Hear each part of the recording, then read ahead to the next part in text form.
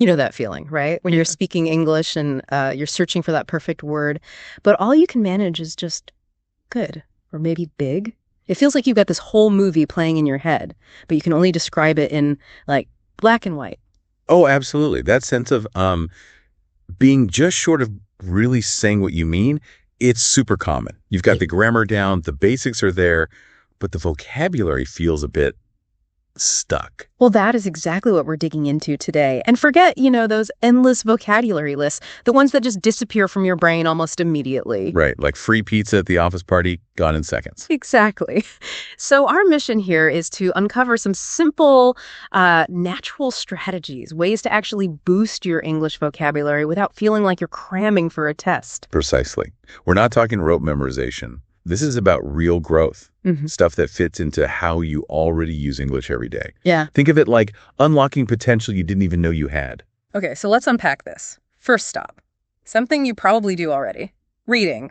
But maybe not thinking about it in this way. We're talking about making reading in English like a daily habit, a sneaky, powerful tool. Absolutely. Reading regularly means you're constantly seeing words in their natural environment, in sentences surrounded by other words. That context, it's so much better than just learning isolated words. For sure. And don't just think textbooks. Unless that's really your thing, dive into short stories, blog posts about stuff you actually care about, even like social media captions. The key is being interested. Engagement is crucial. Now, here's a little technique. When you hit a word you don't know, pause. Resist that immediate urge to look it up. Yeah, that's a good point.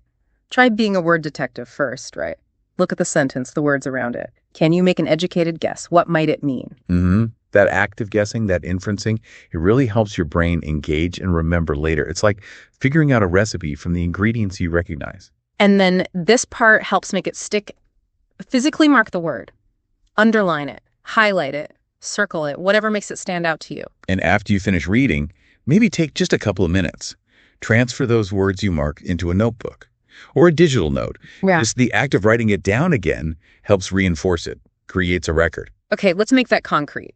Say you read, he strolled through the park at sunset. Maybe strolled is new, but you see through the park at sunset. It sounds kind of relaxed, right? A slow walk. Exactly. You're using the clues, you deduce the meaning, and that process helps. Now, writing words down leads perfectly into our next strategy, keeping a vocabulary journal. Your own personal treasure chest of words. Yeah. So this could be a physical notebook. I kind of like that, flipping the pages. Or, a digital app works too. Whatever fits for you. The important thing is what you put in it for each word. Right. So for every new word, obviously, you write the word itself. Then a simple definition in English.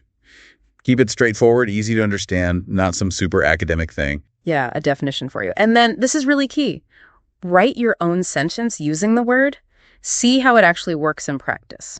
Don't just know the definition, see it in action. And one more thing, if it helps you, add a visual cue. A quick sketch, a little doodle, maybe even an emoji, something that connects the word's meaning to an image in your mind.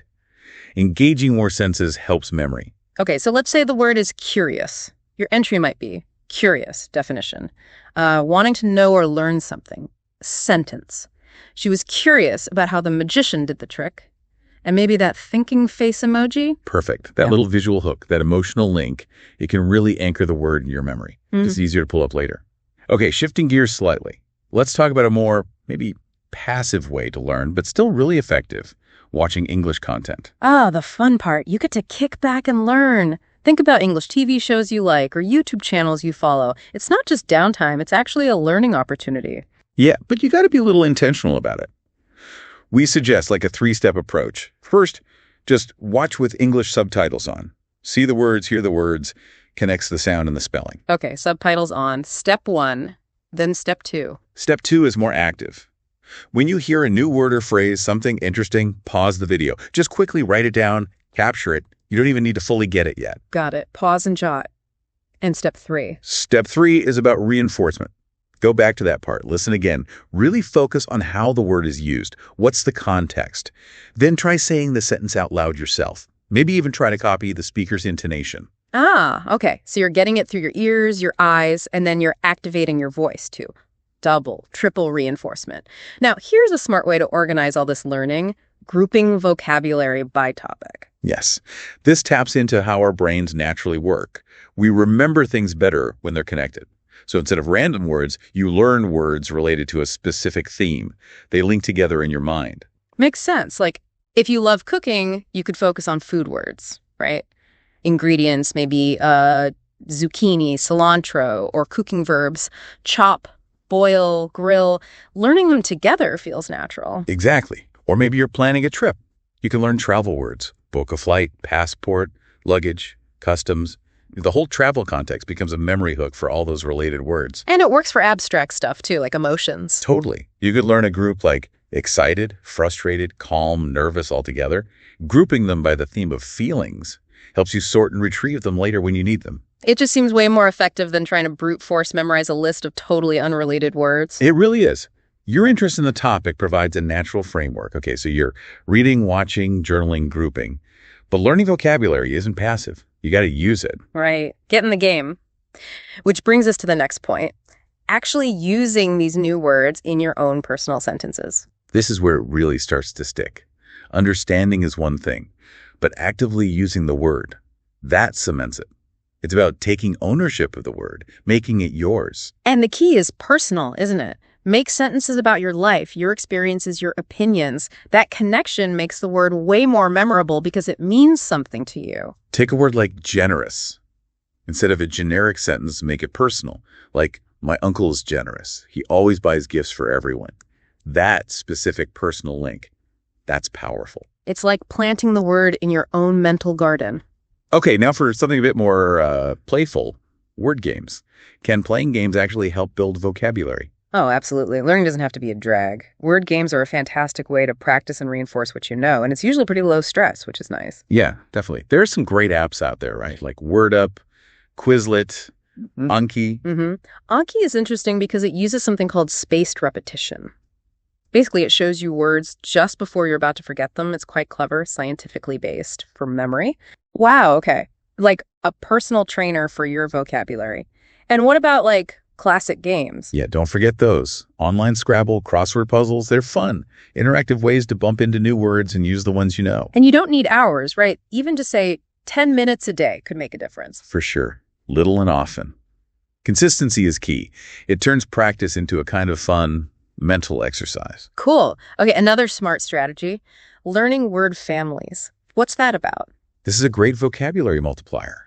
Instead of learning one word, you learn a whole group of related words. You learn how words are connected, how they change form. Ah, so like different parts of speech from the same root word. Exactly. Take the word act. That's the verb. From there, you get action, which is the noun, then active, the adjective, and actively, the adverb. See, one root word gives you 4 words. Okay, that's really efficient. Learning one helps you unlock 3 or 4 more, like a key. Precisely. Now, finally, and this is probably the most important piece of the puzzle, you have to actually practice speaking and writing consistently. Yeah, you knew this was coming, right? Active use. It's the only way to really make vocabulary yours long term. Got to take those words out for a drive. The more you use them, the more natural they feel. Look for chances. Maybe keep a journal in English. Write social media posts.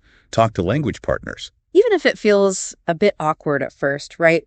Just trying is the important part. Absolutely. Making mistakes is part of it. When you try to use a new word, even if you stumble, you're reinforcing the learning pathway in your brain. It builds confidence too. Okay, so as we kind of start to pull this all together, it's really important to remember you don't need to know every word. Mastering English isn't about having a massive dictionary-sized vocabulary. Not at all. Good communication comes from using a core vocabulary really well. Honestly, focusing on the most common words first, maybe the top 1,000, gets you surprisingly far. And you build out from there based on what you need and what interests you. And maybe the biggest thing, be kind to yourself about mistakes. They're not failures, they're just information. Opportunities to learn, right? Exactly. Don't let the fear of getting it wrong stop you from trying out new words. Every attempt helps. It really does. So, quick recap of the game plan. Read daily, keep that vocab journal, watch stuff with subtitles actively, learn words by topic, use them in your sentences, play some word games, learn those word families, and practice speaking and writing. And remember, what you're doing through all this is building your voice, your unique way of expressing yourself in a new language. That's a pretty amazing thing when you think about it. It's empowering. It really is. So, on that note, we'd love to hear from you. What's a new English word you learned recently? Anything interesting? And maybe how do you make new vocabulary stick? What are your tricks? Give that some thought. But more importantly, keep practicing. Keep using these strategies. Every word you learn intentionally, every time you use it. That's another step towards making English truly feel like your own.